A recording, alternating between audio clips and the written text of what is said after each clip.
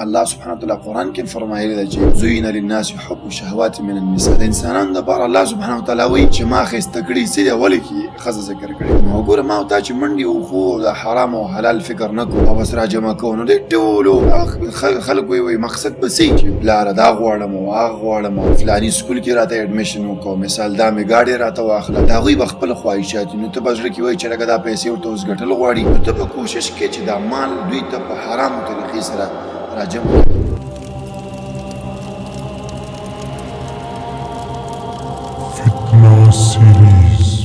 السلام علیکم ورحمت الله وبرکاتو. محترم ورونو، یو سلسله مون شروع کوو، هغه به د فتنو متعلق چې دا فتنه څه ته ویل کېږي. ډېر خلکو یې لکه په فتنه کې دی وغورځولم او د فتنو نه ځان ساته. نو دا کوم شی دی چې سړی د ځان وساتي او دا فتنه ویل کېږي څه ته؟ محترم ورونو، بعضې علما وایي چې فتنه ویل کېږي امتحان ته. بس چې د امتحان کې وغورځېدل دا فتنه ده. بعضې علما وایي چې دا فتنه ویل کېږي شیطان ته، مطلب شیطاني عملونه چې تا نه سرزد کېده بس فتنه کې غورځېدلې. او ډېر علما دا تعریف کړی چې هر هغه کار چې تا هغه د الله نه لرې کوي که نه، د الله د ذکر نه، د تلاوت نه، د مونځ نه، بس دا شی به فتنه. مثال واخله لوبې دي که نه، جایز عمل دی، خو دا لوبې داسې وخت کې ته کې چلته د مونځ ټیم دی، نو بس دا فتنه شوله. یا مثال دکان داسې نو فتنه هر هغه شي ته ویل کېږي چې هغه تا د الله نه لرې کړي. د فتنې ډېر اقسام دي محترم ورونو. لنډ هغه سړی وپېژني او ځان ته سړی وساتي چې داسې نه چې په دې فتنه کې سړی اخته وي او غیر شعوري طور سره د دې د مسیر چې هغه د جهنم طرف. د فتنې یو قسم چې دی محترم ورونو هغه د مال دی. مال یو کس به وایي چې لکه مال خو ښه شی دی، نبي صلی الله علیه وسلم یې تعریف کړی. بالکل مال بدي موږ نه بیانوو چې لکه مال بد شی دی. مال باندې خو ډېر زیات کارونه کېږي، صدقات به پرې وکړي، مساجد دي، مثال د الله په دین کې به استعمال کړي. دا موږ نه یادو، دا ښه کار دی، نبي صلی الله علیه وسلم دې صفت کړی. هغه مال موږ یادو محترم ورونو چې هغه د وجې نه په تا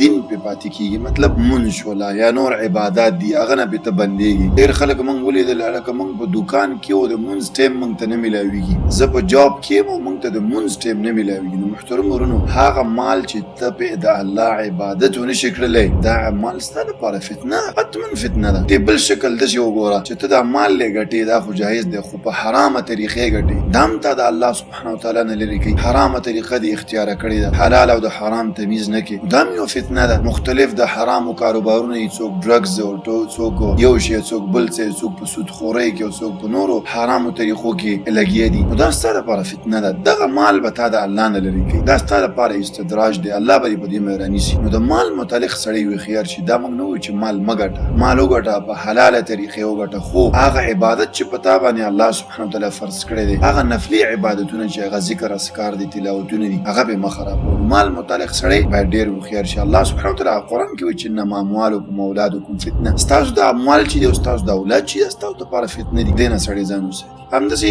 اولاد چې دا د انسان دپاره فتنه ګرځېدلی شي محترم ورونو. ځکه کله چې د انسان اولاد ډېري نو د هغوی تا نه مطالبې وي چې پلاره دا غواړم او هغه غواړم او فلاني سکول کې راته اډمیشن وکړو، مثال دا مې ګاډۍ راته واخله. د هغوی به خپل خواهشات نو ته به زړه کې وایي چې لکه دا پیسې ورته اوس ګټل غواړي، نو ته به کوشش کوې چې دا مال دوی ته په حرامو طریقې سره راجمع کړي. نو هماغه مال او اولاد سره شریکې خبرې دي، نو کوشش به کوې چې هغوی هغه فرمایشونه او دا پوره کړي. نو فرمایشونو لپاره به د هغه بجټ دومره نه وي، نو ته به په حرامو طریقو سره بس د هغوی خواهشات پوره کړي. ډېر خلک داسې دي، ګوره دا ډېر غټ کاروباریان چې سودونه او دا کوي، نو خپله خو هغوی زه وایم چې د ورځې به 1000 روپۍ هم نه خوري، 2000 به هم نه خوري، خو دا ټول ایشنوس چې کوي هلکه اولاد مې شي او ښځه دې هغه دپاره راجمع کړم، نو دا سړي دپاره فتنه شي. نو اولاد موږ د دې بیا په دینه بیانوو چې اولاد بد شی دی. نبي صلی الله علیه وسلم حدیث دی چې تاسو داسې ښځې سره واده وکړئ چې د هغه ډېر اولاد وي. دا خبره هم کمزورې ده چې بچې دو هي چې نه بچې جتنې زیاده هو اچھے خو تربیه به کړي. ډېرانیان به ترې نه جوړه چې بډېران دي خوشي کړي او څوک کباړیان دي څوک پوډریان دي، نه، تربیه کوه،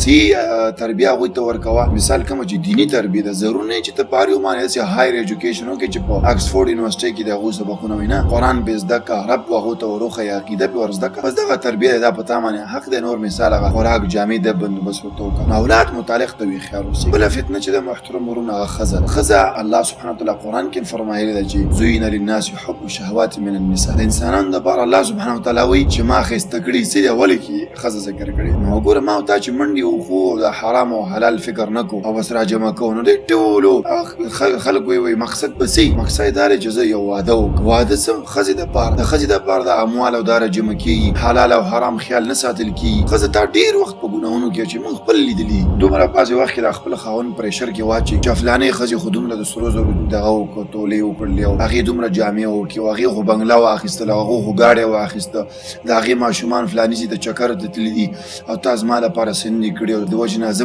خلکو کې بس ځان کمتري محسوسوم. نو دغه بلیک میلینګ چې د ښځې طرف نه روان وي هلته سړی هم بس منټلي دغه شي چې لکه ولا دا خو واقعا ما څه نه دي کړي. نو بار بار هغه د ښځې بلیک میلینګ چې بس هغه کېږي دا سړی مجبور شي کله رشوت واخلي کله حرامو لارو ته لاس واچي. دې د خاطره د ښځې متعلق هم فکر کول پکار دي چې دا هم یو فتنه ده د الله نه تا لرې کوي د الله د ذکر نه دې لرې کوي ځکه په داسې کارونو کې به دې اخته کړي چې هغه د الله د نافرمانۍ سبب وي. ځکه مثال دا نشي ستا ښځه نه ده د فتنې نور اقسام د ښځو دي چې نبي صلی الله علیه وسلم وایي کله چې ښځه وځي شیطان دی دې سره ځکه تا ځان ته متوجه کوي فتنه کې دې اچوي د زنا لارې ته به دې متوجه کوي ځکه داسې بعضې زنانه شته دی چې بس هغوی همدې فحاشي او دې دپاره پر وروڼو په بل ځای باندې ولاړي. مثال ته که په هغه باندې ستا نظر ولګېږي نو په فتنه کې به دې واچوي مطلب څه زنا یا بل حرکات به تا هغه سره وکړي. حدیث کې راځي چې د سترګو زنا هم شته د لاسونو زنا هم شته دی. نو هغه فتنه چې موږ مخکې تعریف وکړو چې د الله نه به دې لرې کړي هغه کار تا سره زنانه کولی شي. نو د ښځو متعلق سړی باید هوښیار شي. بیا دا خبره کوم موږ د ښځې بدي نه بیانوو. نبي صلی الله علیه وسلم وایي دنیا چې دا